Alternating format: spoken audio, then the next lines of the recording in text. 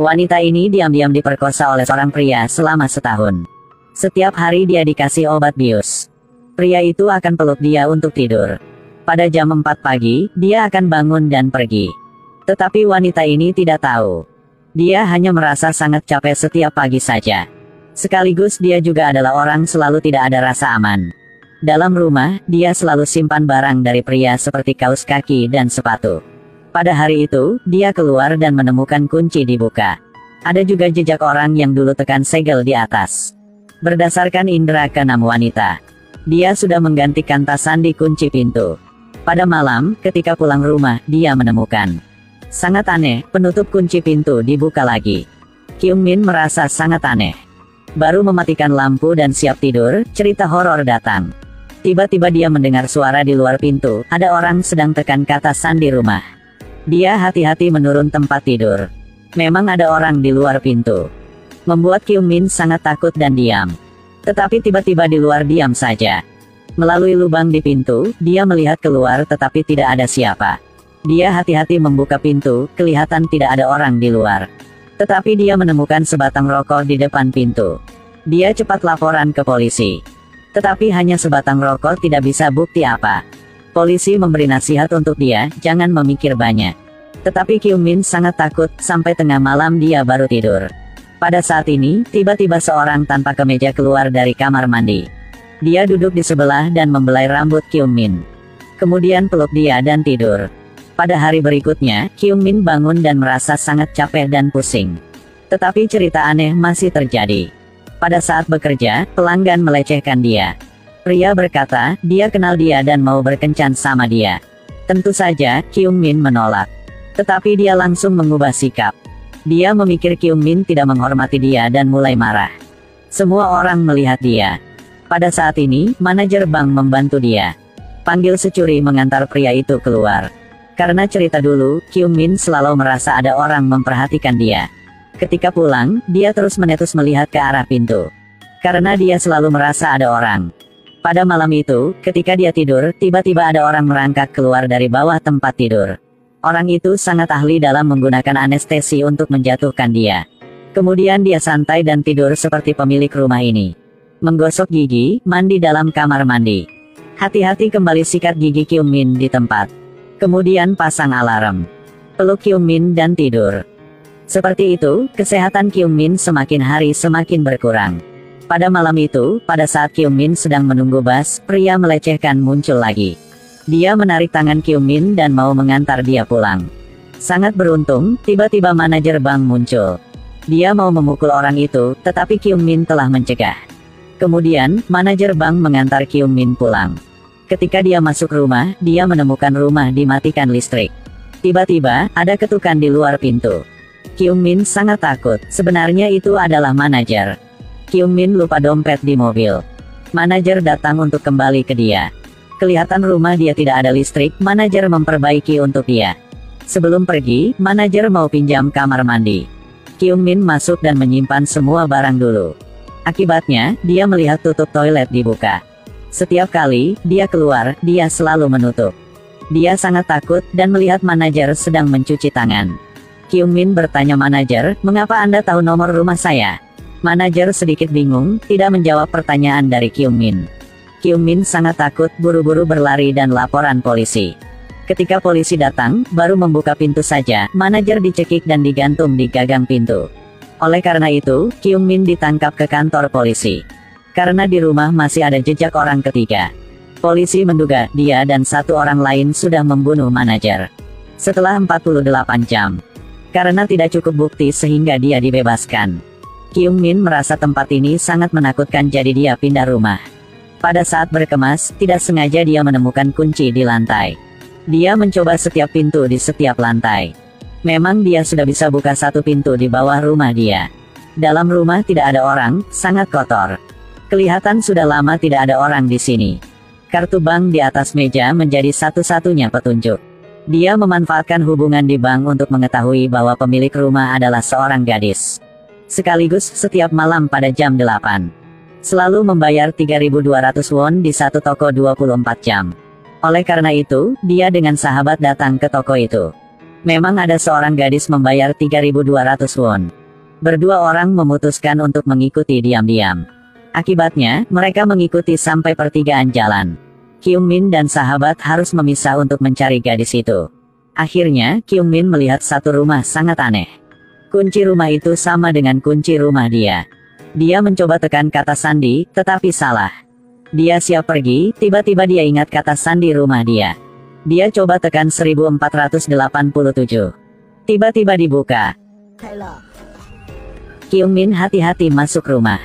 Pemandangan dalam rumah membuat dia sangat kaget dan takut. Ada seorang wanita diikat di tempat tidur, tidak bergerak. Banyak tabung yang terpasang di tubuh dia. Kyung-min buru-buru menelpon ke polisi. Tetapi pada saat ini ada orang pulang. Kyung-min buru-buru bersembunyi di bawah tempat tidur. Pria itu mengeluarkan jarum suntik dan suntik ke wanita di tempat tidur. Dari mulut pria itu, Kyung-min tahu wanita ini adalah pemilik rumah di bawah rumah dia. Dan pria ini juga orang membunuh manajer. Mendengar sampai ini, Kyung-min sangat takut dan seluruh tubuh gemetar. Tiba-tiba HP pembunuh jatuh ke bawah. Sangat beruntung, dia hanya guna tangan untuk ambil saja. Ketika pembunuh pergi, Kyung-min baru merangkak keluar dari tempat tidur. Pembunuh kembali. Dia cepat bersembunyi di belakang pintu. Cerita lebih horor sudah terjadi. Wanita di tempat tidur telah dipotong 2 kaki. Pada saat ini, di luar ada suara mobil polisi. Pembunuh datang ke jendela. Kyung-min cepat bersembunyi di bawah meja. Melihat pembunuh siap potong tangan wanita itu. Tiba-tiba botol kaca di ruang tamu jatuh. Pembunuh masih belum menemukan Kyung-min. Peluk ekor kucing dan kembali kamar untuk potong tangan wanita itu. Kyung-min buru-buru berlari keluar. Siap mau buka pintu, tiba-tiba dia ada telepon. HP Anda berdering, apakah perlu saya angkat? Pembunuh sudah menemukan Kyung-min, dia cepat keluar. Di jalan tidak ada orang. Pembunuh muncul di depan dia. Kyung-min berteriak untuk minta tolong tetapi tidak ada orang. Dia terus berlari. Akhirnya, dia bersembunyi di satu gudang. Setelah pembunuh pergi, dia baru keluar. Tiba-tiba pintu ditarik, Kyung-min sangat takut. Pada saat ini, sahabat membuat pembunuh jatuh. Pembunuh juga membuat dia jatuh. Sedangkan Kyung-min di sebelah sangat takut dan bingung. Sangat beruntung, mobil polisi datang, pembunuh langsung berlari. Polisi langsung menggeledah tempat kejadian perkara. Sangat cepat, mereka sudah melihat satu mayat di atap. Di tangan mayat itu ada satu kartu bisnis. Itu adalah kartu bisnis yang Kyung-min sudah memberi ke pria melecehkan itu. Polisi cepat tangkap pria melecehkan. Tetapi dia menolak, dia tidak membunuh orang. Sekaligus, dia berkata dia tidak bodoh ketika potong tangan orang lain. Polisi bertanya, saya tidak pernah bilang korban dipotong sampai meninggal. Bagaimana Anda tahu? Pria melecehkan bingung, seperti polisi sudah tahu apa. Tidak sengaja menyentuh jam tangan. Mungkin polisi sudah tahu dia adalah pembunuh. Dia keluar dan berkata dengan Kyung-min. Hanya tunggu hasil sidik jari dan DNA, kita bisa tangkap dia. Tetapi Kyung-min masih khawatir. Pada hari berikutnya, dia tetap pindah rumah. Sementara di sisi lain, karena DNA tidak sama, pria melecehkan itu dibebaskan. Sedangkan Kyung-min baru pindah ke rumah baru dan mendengar ketukan di pintu. Di luar, adalah suara dari si kurir. Kyung-min tidak membeli apa, mengapa ada kurir datang. Oleh karena itu, dia melihat jendela untuk memeriksa kurir. Setelah membuka dus, dalam itu ada HP yang sudah jatuh di rumah pembunuh. Sekaligus dalam HP itu banyak foto saat Kyung-min sedang tidur. Dia sangat kaget dan takut, sahabat sedang menelpon ke dia. Di sana ada seorang pria muncul. Lebih takut, dia sedang bersembunyi di kamar mandi. Selanjutnya, sahabat dia masuk. Dia semangat panggil nama sahabat. Tetapi tidak ada orang menjawab. Kyung-min cepat datang ke rumah sahabat. Pada saat ini, dia siap potong kaki sahabat. Kyung-min mengambil alat pemadam api untuk mendobrak pintu. Tiba-tiba di belakang muncul satu pria. Adalah pria melecehkan yang dibebaskan. Sangat beruntung, polisi datang dan selamat Kyung-min. Setelah buka pintu, hanya ada sahabat dia di tempat tidur.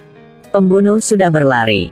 Polisi berkata dengan Kyung-min, pembunuh telah rekam video ini 3 jam dulu. Beruntung, kaki sahabat masih ada. Dan tujuan terakhir adalah Kyung-min. Untuk minta maaf tentang kesalahan dengan Kyung-min. Polisi sudah membeli kamera untuk dia.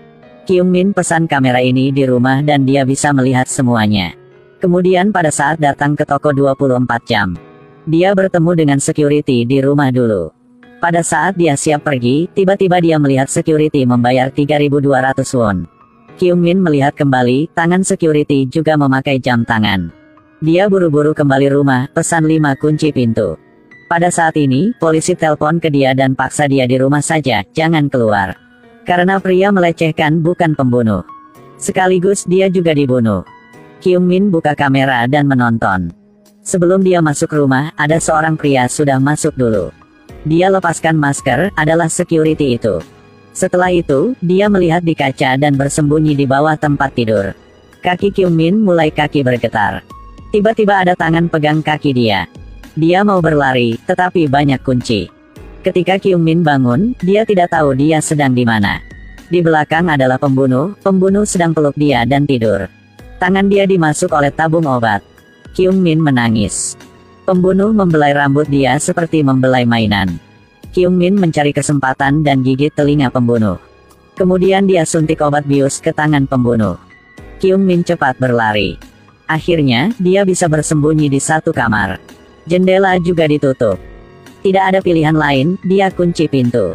Sedangkan pembunuh sangat santai, mencari setiap kamar. Dia pegang kunci dan membuka pintu. Pembunuh pelan-pelan mendekati ke arah Kyung-min. Siap potong tangan dia. Tetapi tidak perhatian, lemari jatuh ke 2 orang. Tangan pembunuh tertusuk paku. Pembunuh tahan sakit dan siap membunuh Kyung-min. Kyung-min semangat untuk mendorong pembunuh keluar. Lalu pembunuh jatuh di paku dan bertemu dengan nenek moyang. Kyung-min tenang dulu dan berteriak. Akhirnya, karena Kyung-min pembelaan diri jadi tidak dihukum. Dia memutuskan tidak di kota ini lagi. Kembali ke kampung dan tinggal bersama ibu. Sebelum pergi, dia tidak lupa merangkak di bawah tempat tidur. Film hari ini habis di sini. Ingatlah follow page untuk menonton banyak film baik ya.